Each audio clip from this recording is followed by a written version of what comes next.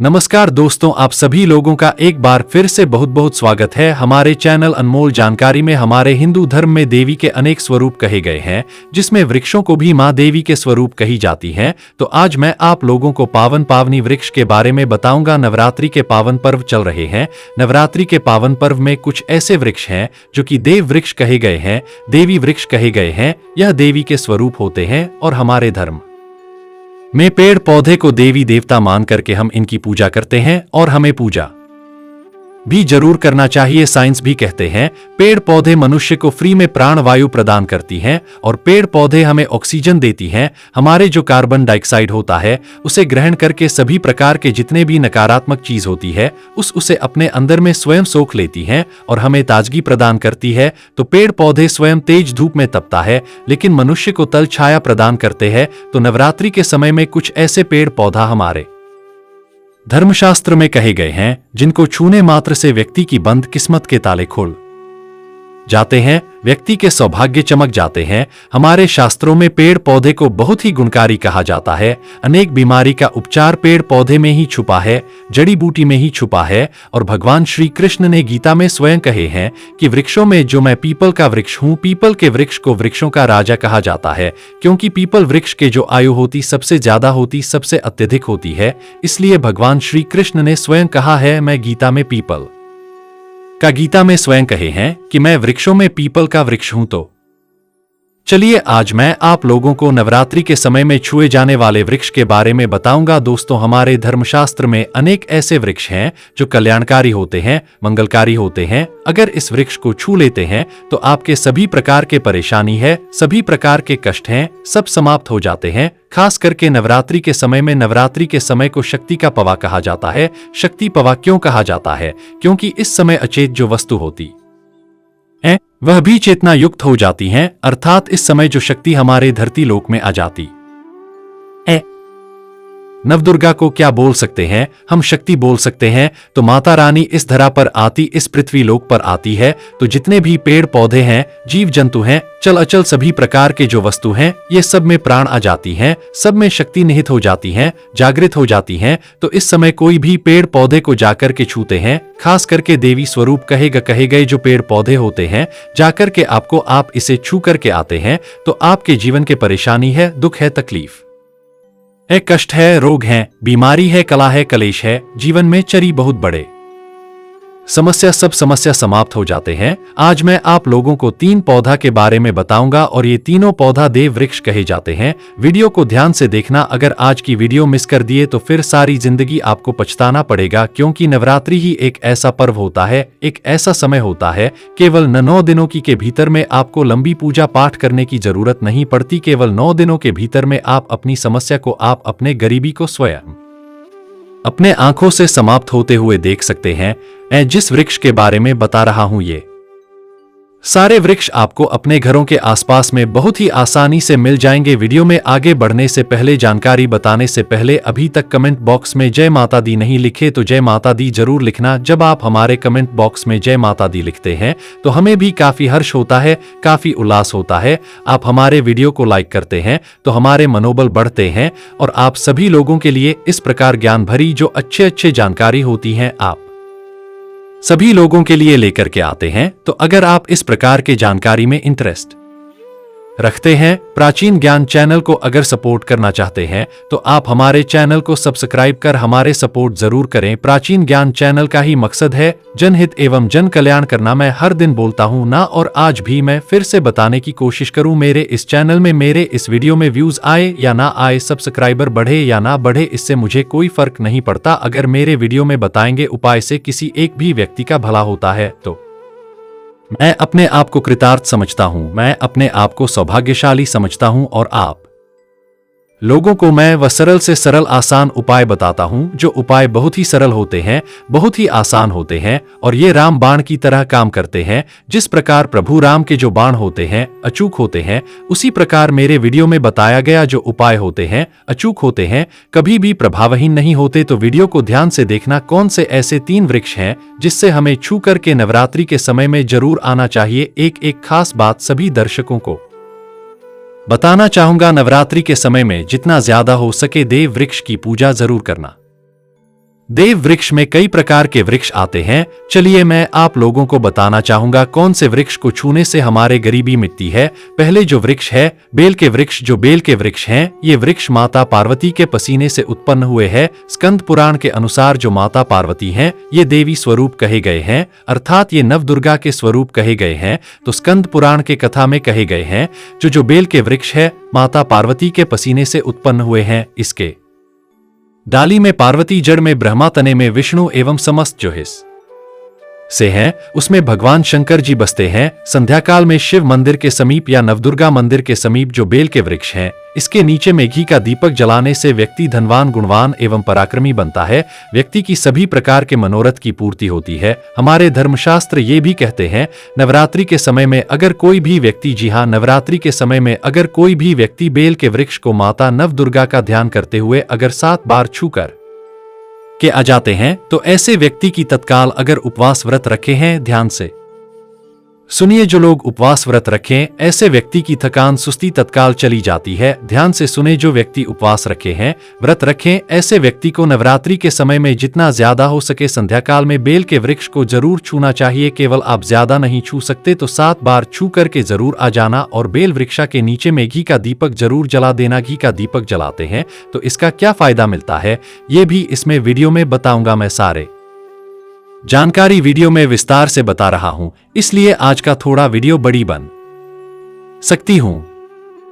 हो सकता है 15 मिनट का वीडियो बन जाए, लेकिन अपना पूरा समय जरूर देना, क्योंकि जब हम उपवास व्रत रखते हैं तो हमारे शरीर में काफी थकान आ जाती है। हमारे शरीर में ऊर्जा का कमी होने लगता है। हालांकि हमें अध्यात्म ऊर्जा प्राप्त होता है, लेकिन हमारे शरीर में ऊर्जा की कमी होने लगती है। भोजन ना करने के कारण हमारे शरीर में ऊर्जा की कमी होती है और इस ऊर्जा को बरकरार रखने के लिए, इस ऊर्जा को प्राप्त करने के लिए हमें बेल वृक्ष को जरूर छूना चाहिए। अनेक संत महात्माओं ने बेल वृक्ष के पत्ते को खाकर के तपस्या की है एवं कई प्रकार की सिद्धियां हासिल की है। धर्मशास्त्र कहते हैं अगर नवरात्रि के समय में बल के पत्ते खाया जाए तो जो व्यक्ति लंबे समय से जो मंत्र की जाप कर रहे ही प्राप्त नहीं हो पा रही है, फिर कुछ आप ऐसे सिद्धि को प्राप्त करें जो सिद्धि आपको काफी लंबे समय से प्राप्त बेल के पत्ते खाने से वह सिद्धि जल्दी प्राप्त होती है। इसके नीचे घी का दीपक जलाने से हमें सिद्धि की प्राप्ति होती है। कई सिद्धि का मतलब होता है कार्य में सफलता। तो जो लंबे समय से आपके कार्य नहीं हो पा रहे, उस कार्य में नवरात्रि के समय में जितने भी दिन हो सके आप जो है जब भी आपको समय मिले तो शाम के समय में घी का दीपक जरूर जला देना। और अगर कोई भी व्यक्ति नवरात्रि के समय में, ध्यान से सुनिए, अगर कोई भी व्यक्ति नवरात्रि के समय में अगर बेल वृक्ष के जड़ में दूध चढ़ाते हैं तो सभी प्रकार के व्याधि दूर होते हैं। अगर सिंदूर युक्त गंगाजल चढ़ाते हैं तो व्यक्ति की गरीबी मिटता है। अगर तिल चढ़ाते हैं बेल वृक्ष की जड़ में तो सौभाग्य की प्राप्ति होता है। और अगर बेल वृक्ष के तीनों पत्तों में, ध्यान से सुनिए, त्रिदेवी कही गई है, जैसे कि महाकाली, महालक्ष्मी, महासरस्वती।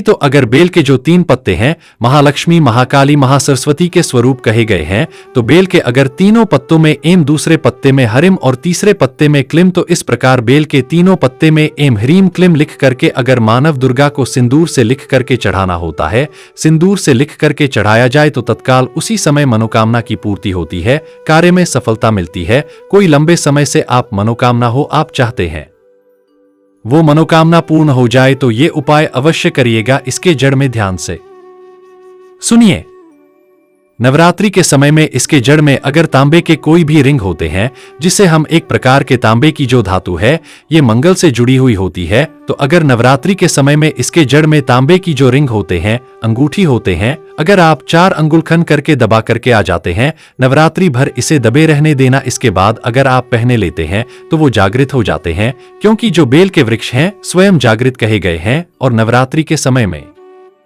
इसकी जो अवरा होती है, उसकी जो ऊर्जा होती है अत्यधिक बढ़ जाती है। फिर अगर आप इस प्रकार के अंगूठी को पहनते हैं तो कभी भी आपको रक्त संबंधी समस्या नहीं आती, शनि का दोष नहीं सताता, राहु की पीड़ा नहीं सताता और न दुर्गा की कृपा से सद आप सुरक्षित रहते हैं। ऐसे व्यक्ति की कभी भी अकाल मृत्यु नहीं होती। मैं दूसरे पौधे के बारे में जो बता रहा हूँ वो पौधे भी जान लीजिए। मैं जो दूसरे पौधे के बारे में बता रहा हूँ ये समी के वृक्ष हैं। शी के वृक्ष को स्वयं जगदम्बा की स्वरूप कहे गए हैं। जो श के वृक्ष हैं ये स्वयं जगदम्बा के स्वरूप हैं। इस पर स्वयं मां जगदम्बा स्वयं साक्षात विराजमान रहती हैं और कोई भी व्यक्ति अगर संध्या काल में नवरात्रि के समय में इसके नीचे में धूप दीप जलाता है, धुएं दिखाता है, तो उनके सभी प्रकार के परेशानी दूर होते हैं। धर्मशास्त्र कहते हैं अगर कोई भी व्यक्ति नवरात्रि के पूरे समय में अगर हो सके, अगर आप एक दिन भी करना चाहते हैं तो ये उपाय एक दिन भी कर सकते हैं, पंचमी या सप्तमी के भी कर सकते हैं। तो हमारे धर्मशास्त्र में कहेगा अगर नवरात्रि के समय में लाल चूड़ी अगर कोई भी व्यक्ति मनोकामना बोलते हुए समिक वृक्ष में बांधे तो वह मनोकामना की पूर्ति होता है।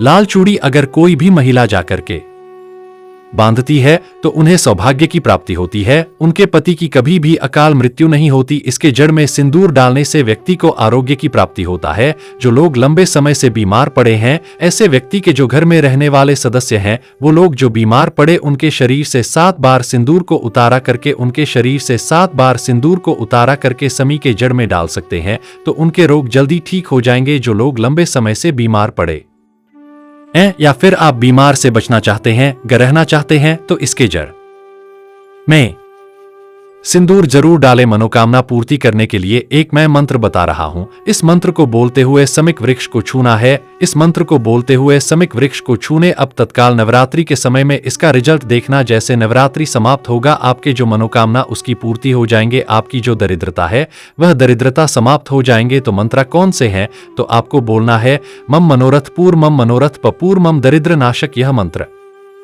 आपको बोलना है मम मनोरथ पूर मम दरिद्र नाशय। या आपको मंत्र बोलते हुए समिक वृक्ष को छूना है। सभी प्रकार के आपके मनोरथ की पूर्ति होगा। आपकी जो दरिद्रता है, दरिद्रता समाप्त हो जाएंगे, छूमंतर हो जाएंगे। ये आपको छूते हुए बोलना है। आप चाहते हो तो नवरात्रि के समय में मौली धागे भी समिक वृक्ष पर बांध सकते हैं। अधिकतर लोग मौली धागे बांधते हैं। मौली धागे बांधने से माता रानी अब से बंध जाती है। कहने का मतलब है कि माता रानी आजीवन अब को साथ देती है, आपके हर कदम में मार्गदर्शन करती है। इसके जड़ का मिट्टी ला करके ध्यान से सुनिए। नवरात्रि के समय में अगर आप जो न दुर्गा की उपवास नहीं कर पा रहे, व्रत नहीं कर पा रहे किसी कारणवश, तो केवल इसके जड़ की मिट्टी लाकर के नवरात्रि के समय में स्नान करने से व्यक्ति के भाग्य उदय हो जाते हैं, व्यक्ति के भाग्य चमक जाते हैं, व्यक्ति की जो फूटी किस्मत होती है वो भी चमक जाते हैं। आपने सेता लोग बोलते हैं ना गुरुजी हमसे लक्ष्मी नाराज हो चुके हैं, लक्ष्मी हमारे घर में आना ही बंद कर चुकी है। तो आप चाहते हैं कि लक्ष्मी की कृपा प्राप्त हो जाए, तो नित्य नवरात्रि के समय में इनके मिट्टी को लाकर के नवरात्रि के समय में स्नान करना शुरू कर दीजिए। नहाने वाले पानी में डाल करके स्नान करना शुरू कर दीजिए। आपके शरीर से दोष दूर हो जाएंगे। आपके शरीर से किसी भी प्रकार की पीड़ा है, नकारात्मकता शक्ति आपके शरीर में प्रवेश कर गए हैं, वह भी समाप्त हो जाएंगे। तीसरे क्रम में मैं जिस वृक्ष के बारे में बता रहा हूं मित्रों, इस वृक्ष को देव वृक्ष भी कहे जाते हैं। जो तीसरे वृक्ष है वह है पारिजात का वृक्ष। पारिजात का वृक्ष समुद्र मंथन से उत्पन्न हुआ था और यह देवराज इंद्र के नंदन वन में स्थापित किया गया था। पारिजात वृक्ष भगवान कृष्ण ने मानव जन कल्याण के लिए धरती लोक पर लाए थे। जो पारिजात का वृक्ष है इसे भी लक्ष्मी का स्वरूप कहे गए हैं, क्योंकि ये माता लक्ष्मी भी समुद्र से उत्पन्न हुई है और पारिजात के वृक्ष भी समुद्र से उत्पन्न हुई, इस नाते ये माता लक्ष्मी की बहन कही जाती हैं। तो ऐसा माना जाता है कि कोई भी मनुष्य उनके शरीर में कितना भी ज्यादा थकान हो, कितना भी पीड़ा हो, जैसे कि नवरात्रि के अगर आप व्रत रख रहे हैं, व्रत के दौरान अगर आपके शरीर में थकान है, पीड़ा है, तो पारिजात के वृक्ष को शाम के समय में छू करके जरूर आ जाना। आप चाहते हो तो नवरात्रि कि किसी भी टाइम में आपको टाइम मिले उस समय में जाकर के इसके वृक्ष को छू सकते हैं। इसके वृक्ष को छूते ही तत्काल शरीर से पीड़ा है, जो थकान है, सुस्ती है, कमजोरी समाप्त हो जाती है। इस वृक्ष के नीचे में अगर नवरात्रि के समय में घी का दीपक जलाया जाए, चुटकी भर सिंदूर अगर इसके जड़ में डाला जाए, तो सभी प्रकार के मनोकामना की पूर्ति होती है। लेकिन आपको प्रार्थना जरूर करना है कि हे पारिजात वृक्ष, आप देवी स्वरूप कह जाते हैं, आप हमारे सभी प्रकार के पीड़ा को दूर करें। ग्रह दोष है, पित्त दोष है, लक्ष्मी दोष है, इसे आप समाप्त करें। लक्ष्मी स्वयं आपकी बहन है, माता लक्ष्मी का हमारे जीवन में प्रवेश कर जाए, इस प्रकार के आप हमें आशीर्वाद प्रदान करें। इस प्रकार से आप इनसे जो है मनोकामना बोल सकते हैं, मनोरथ बोल सकते हैं। ये लक्ष्मी की बहन कही गई है क्योंकि समुद्र मंथन से उत्पन्न हुआ है। तो अगर आप भी जल्द धनवान बनना चाहते हैं, आपके जीवन में कोई कामना है, कोई कामना अधूरी रह गई है, तो हमने 3 वृक्ष के बारे में बताए हैं। इन 3 वृक्ष को नवरात्रि के समय में छूना शुरू कर सकते हैं। और अगर कोई व्यक्ति ये तीनों वृक्ष को छू लेते हैं, ध्यान से सुनिए, अगर तीनों वृक्ष को छू लेते हैं तो ऐसे व्यक्ति की कार्य सफल होने से ऐसे व्यक्ति की मनोकामना पूर्ण होने से दुनिया की कोई भी शक्ति नहीं रुक पाएंगे। मनोकामना पूर्ति करने के लिए, कार्य में प्रगति प्राप्त करने के लिए, अपनी किस्मत को चमकाने के लिए, स्वयं भाग्य को जागृत करने के लिए नवरात्रि में यह उपाय जरूर करिएगा। यह उपाय सोने पे सुहाग होगा। ये आपकी जिंदगी को संवार देंगे, आपकी जिंदगी में चरी परेशानी को दूर कर देंगे। तो यह जानकारी कैसा लगा हमें कमेंट सेक्शन में जरूर बताना, और इस जानकारी को अपने तक सीमित मत रखना। इस जानकारी को आगे जरूर शेयर करना, क्योंकि ज्ञान बढ़ आने से ज्ञान बढ़ता है। हो सकता है आप इस वीडियो को शेयर आगे करेंगे तो कोई व्यक्ति नवरात्रि के समय में थकान महसूस करते हैं, पीड़ा नवरात्रि के समय में उनको होती है, किसी भी प्रकार के कष्ट होता है, तो इन वृक्षों को छू करके सारे कष्ट से छुटकारा पा सकते हैं। तो समाज कल्याण हेतु इस वीडियो को आगे जरूर शेयर करना। कमेंट बॉक्स में अभी तक जय माता दी नहीं लिखे तो जय माता दी लिख दीजिए। आज की जानकारी पर समाप्त करता हूं। दर्शकों, वीडियो देखने के लिए धन्यवाद। नमस्कार। जय माता दी। माता रानी आप सभी दर्शकों की सभी प्रकार की मनोकामना को पूर्ण करें।